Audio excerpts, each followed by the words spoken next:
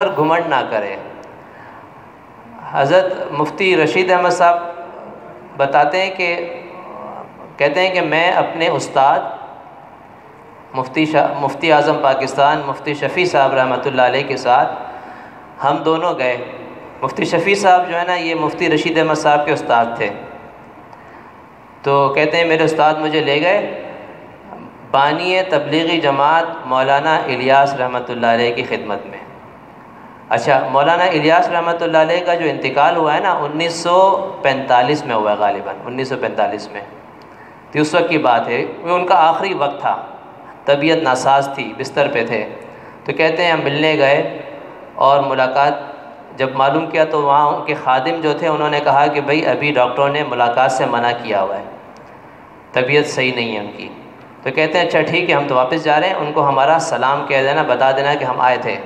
تو بس وہ کہہ کر وہاں سے فوراً واپس ہو گئے۔ اب ہم ہوتے تو کہتے نہیں ملاقات کرنی ہے۔ تو ادب کسے کہتے ہیں؟ ادب اس چیز کا نام ہے کہ انسان دوسرے کو راحت پہنچائے۔ اگر اس کو تکلیف کا ذریعہ بن رہا ہے تو یہ بے ادبی ہے، بظاہر دیکھنے میں ادب لگے۔ ابھی بزرگ تھے نا، انہوں نے چپل پکڑی اپنی، تو ایک ان کا جو خادم تھا، کوئی مرید تھا، بہت معتقد تھا، اس نے کہا میں اٹھاؤں گا نہیں، کہتے ہیں بزرگ نے کہا نہیں چھوڑ دو، نے کہا نہیں میں پکڑوں گا۔ اب وہ چھینا جپٹی میں ایسا زور سے کھینچا کہ بزرگ گر گئے۔ اب وہ کہہ رہا ہے کہ میں نے ان کی بہت ادب کیا ہے کہ میں چپل ان کو اٹھا رہا ہوں، لیکن کیا کر رہا ہے، ان کو گرا دیا۔ تو یہ کیا ہے؟ یہ تکلیف دینا بے ادبی ہے۔ تو ادب نام ہے راحت کا۔ اب انہوں نے کہا ٹھیک ہے، ملاقات کرنے سے منع کر دیا، واپس جانے لگے۔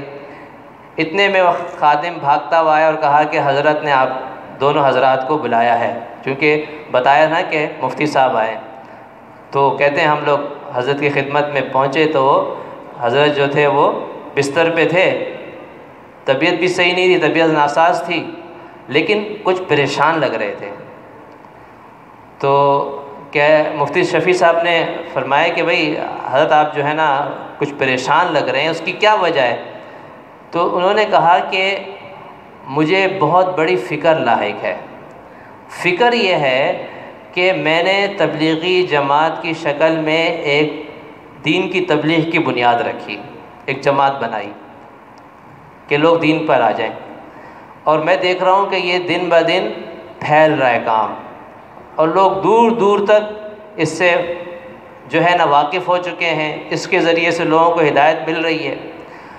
لیکن مجھے ڈر یہ ہے کہ کہیں اللہ کی طرف سے یہ ڈھیل نہ ہو، استدراج نہ ہو۔ استدراج کا مطلب یہ ہے کہ اللہ تعالیٰ کسی سے دین کا کام لے لے لیکن اللہ کے ہاں وہ مقبول نہ ہو۔ بات سمجھ میں آ رہی ہے؟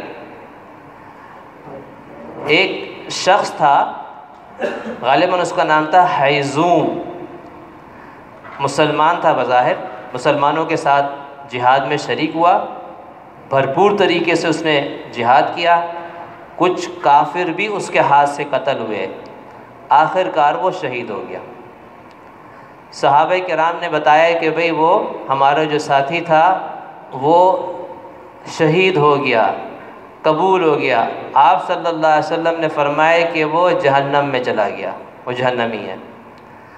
صحابہ کرام کو تھوڑی تشویش ہوئی کہ بظاہر تو بہت مخلص مسلمان، جس نے مسلمانوں کو اتنا فائدہ پہنچایا، کافروں کا اتنا نقصان کیا، اس کی لاش کے پاس جہاں وہ پڑا ہوا تھا اس کے پاس پہنچے تو دیکھا ابھی مرا نہیں تھا، مرنے کے قریب تھا، اور اسی حالت میں اس نے کیا کیا کہ اپنی تلوار اپنے پیٹ میں رکھ کر وہ لیٹ گیا، دبا دی اس نے، تلوار آر پار ہوئی، مر گیا، خودکشی کر لی، یعنی حرام موت مر گیا نا۔ تو پھر صحابہ کہتے ہیں اچھا ہم سمجھ میں آ گئے ہمیں کہ آپ صلی اللہ علیہ وسلم نے اس کو کیوں جہنمی قرار دیا۔ تو کیا تھا؟ وہ اخلاص نہیں تھا، دین کی خاطر نہیں تھا۔